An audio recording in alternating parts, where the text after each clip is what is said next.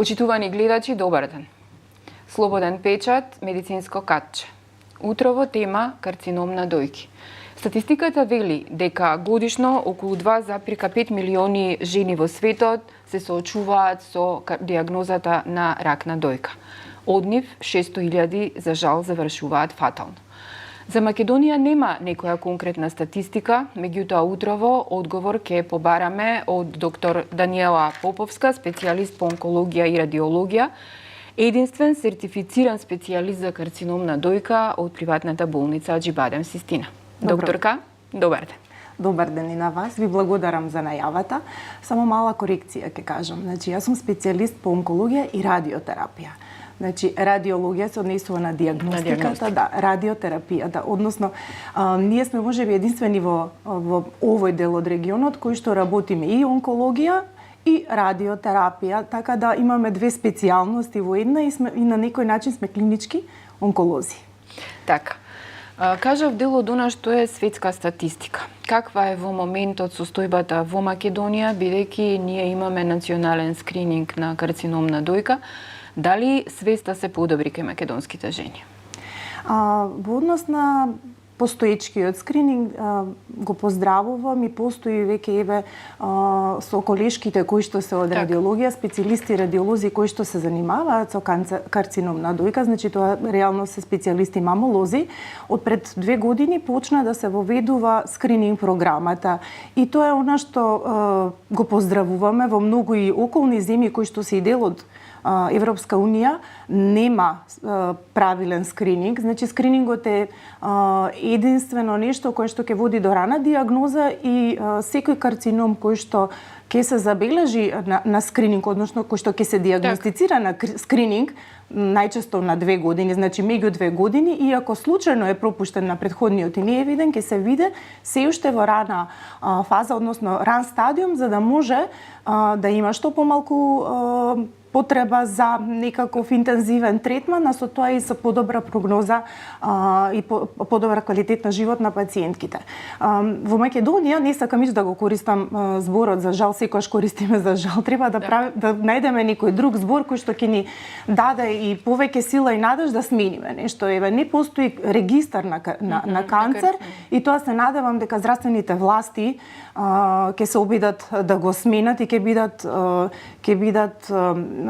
биде од слухот кон тоа, затоа што со правилен регистар, односно прав регистар за рак, ќе се може и да се планира не само терапијата, се она што е потребно во водењето, така и буџетот и се она, а на тој начин ние ќе имаме подобар пристап, подобри патеки за онколошките пациенти, затоа што бројката на онколошки пациенти е огромна во Македонија, ама тоа не е само така во Македонија, тоа се светски трендови. За околу карциномот на дојка, тоа сакав да ве прашам, во Македонија вашето искуство што вели, бидејќи имаше поради ковидот една инвазија, да кажам, не само на карцином на дојка, меѓутоа и на сите карциноми, дали се стабилизира ова во моментов сега? Не можам да речам дека инвазија, туку имаше стоп на диагностика, стоп на не функционираа здравствените системи, не функционираше здравствениот систем. Не се изведуваа сите постапки и процедури и патеките беа искривени на пациентите со малигни заболувања. И во тој период некако се акумулираше бројка на пациенти со канцер, да речам, кои што покасно и во подоснежен стадиум потоа се диагностицираа. Бројките, ние ги следиме светските трендови.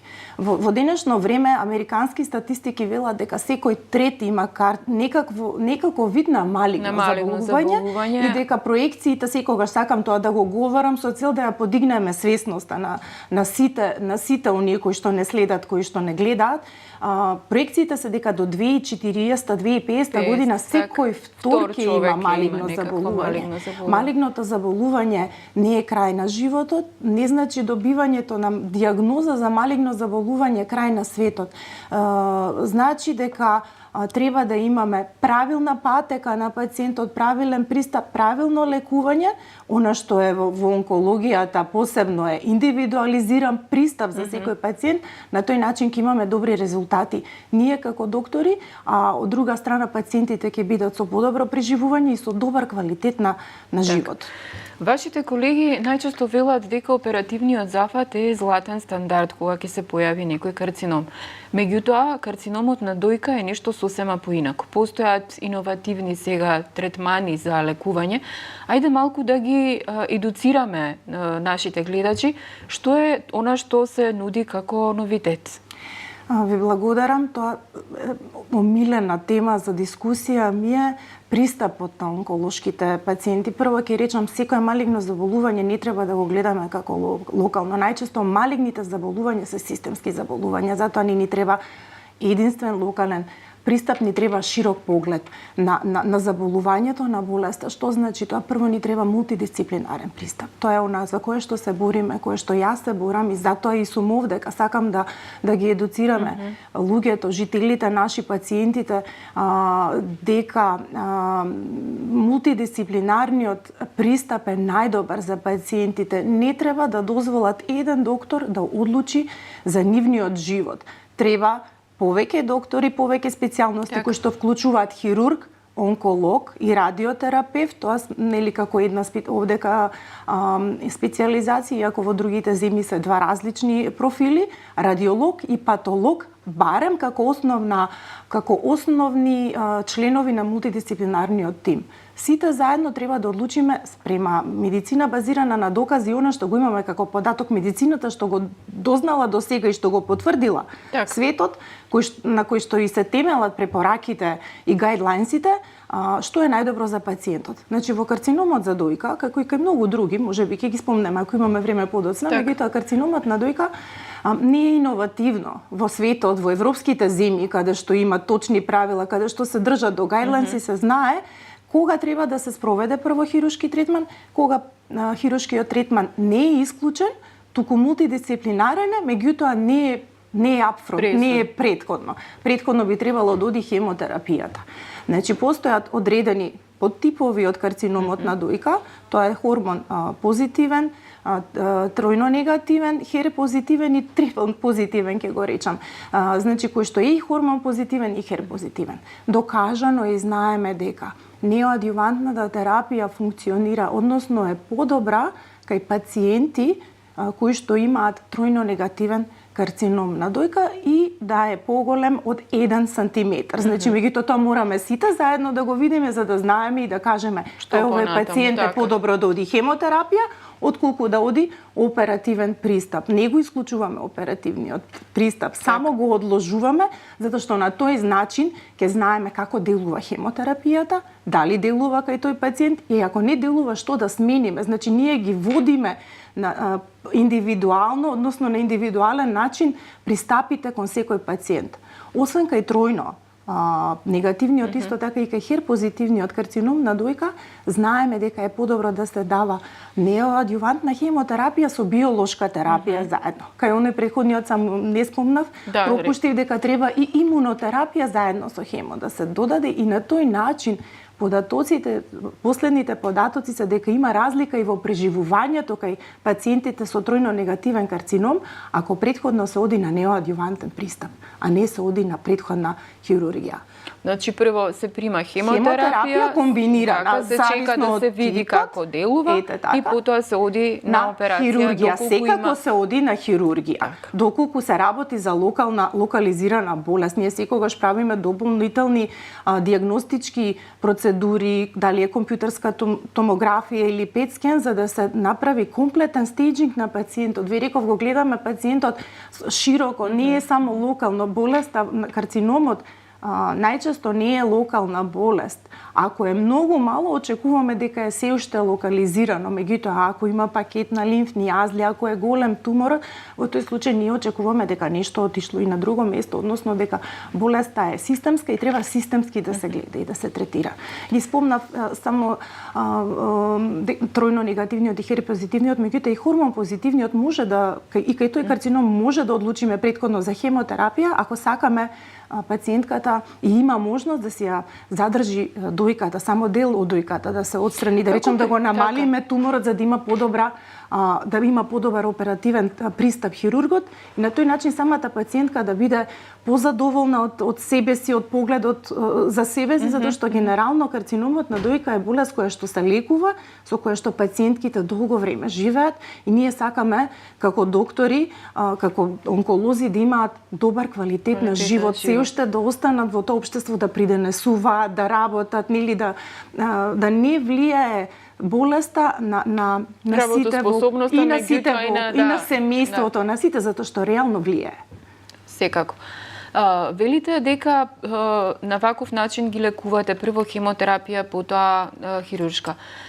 Едукацијата кај нас е на многу ниско ниво и секогаш, барем од она што јас го имам како искуство, прво се очекува дека ќе одат на оперативен зафат, а потоа на хемо. Ајде малку околу едукацијата на пациентките во Македонија. Затоа и сум овде. И се надевам дека ќе го користам секој простор и овде и во секој медиум кој што ќе ми го отстапи да зборуваме за едукацијата. За мене информацијата е најбитна. Треба да ја знаат пациентите информацијата, на крај сепак они ќе одлучат, имајќи ги сите информации, се она што го нуди нашето знаење, затоа и сме вложиле толку за на некому да му смениме нешто, да направиме некаква разлика или некаква промена.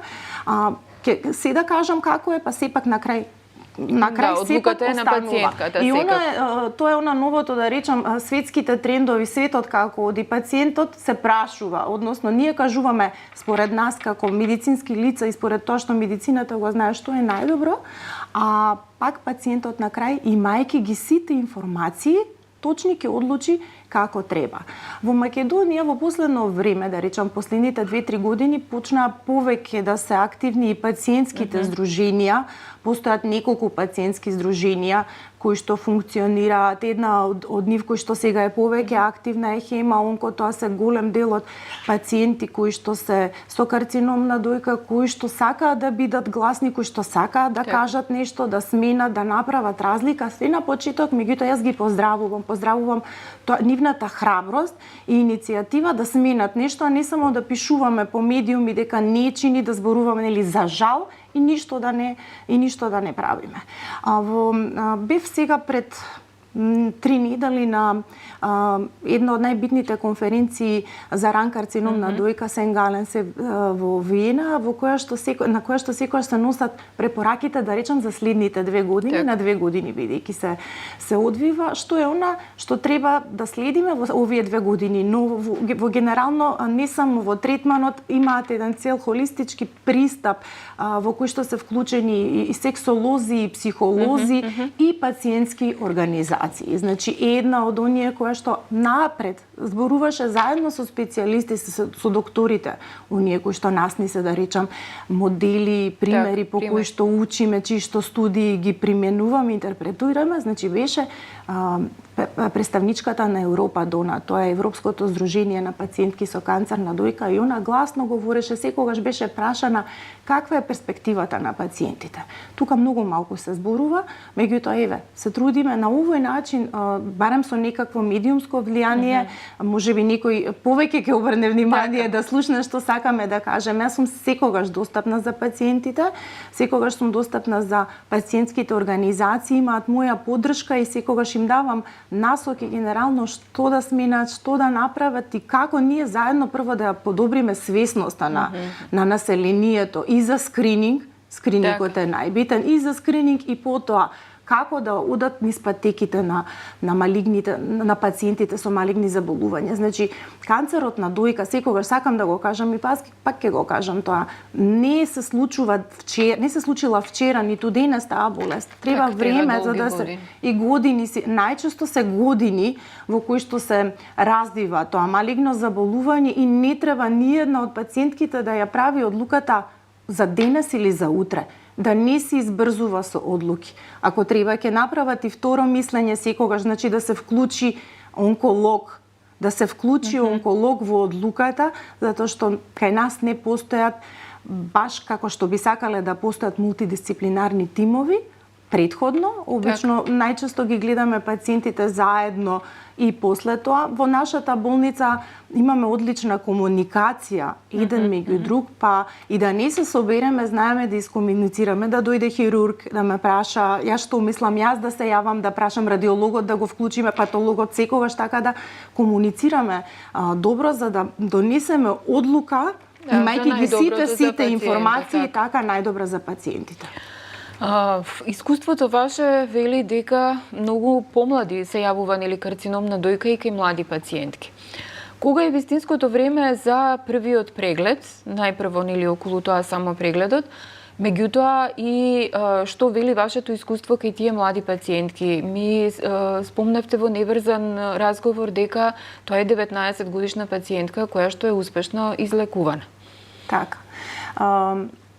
Една од најмладите пациентки која што била моја пациентка, да речем пациентка која што била на третман, имала 19 години, се почесто се соочуваме со дијагнозата на канцер на дојка и кај млади пациентки, кај многу млади пациентки. Голем дел од пациентките и сега што се третираат, генерално се околу 30 и нешто до 40 години. Тој тренд е секаде, светски е трендот. Не можам да речам дека само кај нас. Ние сме дополнително оптоварени и со многу нефункционирање на здравствен систем, па патеките не се секогаш такви како што би сакали, не добиваме секогаш рана дијагноза. Тука е проблемот. Во светот скринингот и постои, и кај нас постои, меѓутоа и она што претходно ме прашавте, кај нас, колку што знам, податоци се дека само 40% од оние кои што се пријавени на скрининг, се појавиле на преглед. Така, се појавиле, останатите или ги откажуваат или воопшто не ги откажуваат, постануваат како зафатени термини. Тоа е многу незадоволителна бројка. И големи економии и многу подобро организирани здравствени системи се соочуваат со истото, не можеби со 40, со бројка од 50, од 60%, што не е доволна. И тука е проблемот, кога не функционира скринингот, добиваме дијагноза во подоцнежен стадиум, кој што ни бара малку поинаков третман. Раниот карцином на дојка е од први, втори, трет стадиум. Так. И тука можеме секако да кажеме дека ние ќе го излечиме пациентот.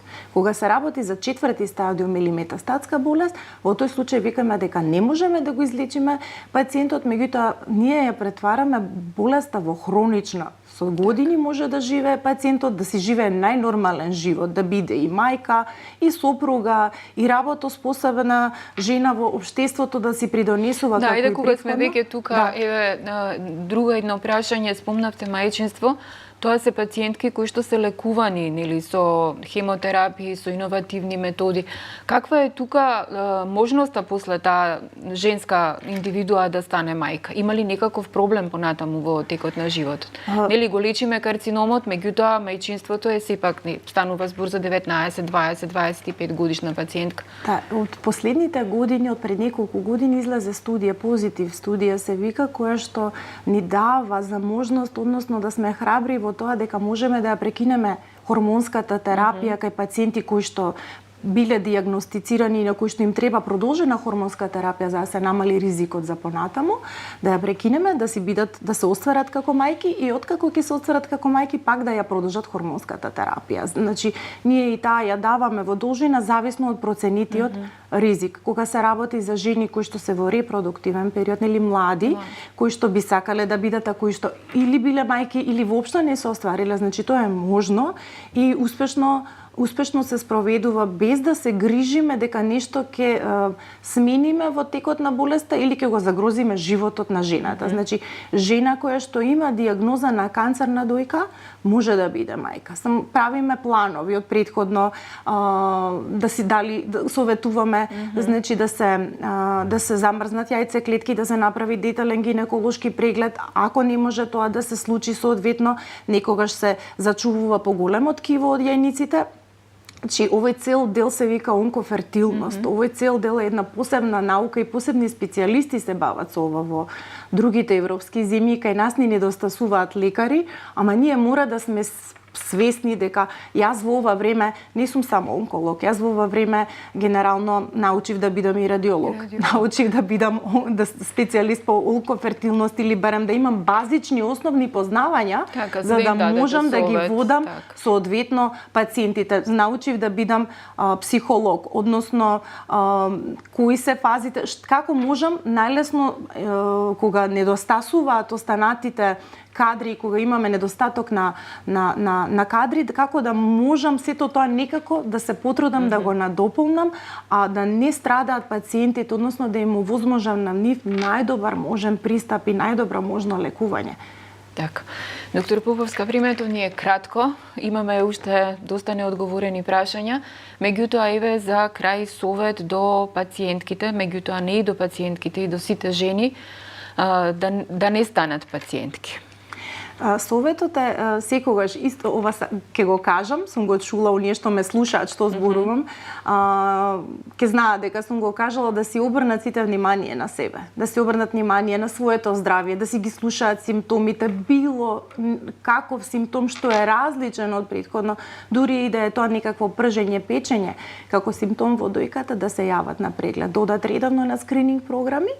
Значи, тоа што значи? На секои 2 години, од 40-та година, да се прави мамографија. Мамографијата таа што е потребна за скрининг. Ако треба нешто, радиолозите дополнително прават, меѓутоа најбитна е мамографијата. Кај оние што се под 40 години, младите жени, значи младите девојки од 18 години можат да одат на ехо, тоа е неинвазивен метод, нема никакво штетно влијание по здравието, слободно да одат, редовно да одат, најмалку барем кога одат на гинеколошки преглед, месечен само преглед, додека се тушираат во лежечка положба, секоја од нив да си прави, значи да си го знаат, да си го истражуваат, да си го знаат своето тело, да ги следат симптомите и да се сакаат себе си.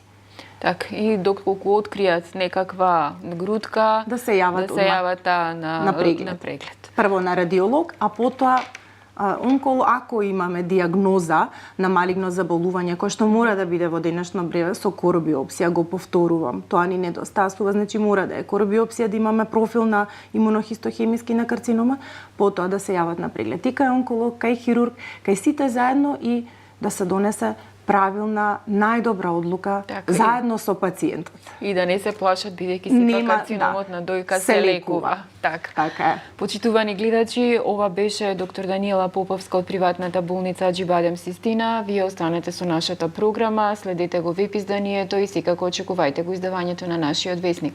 Ви благодарам за вниманието.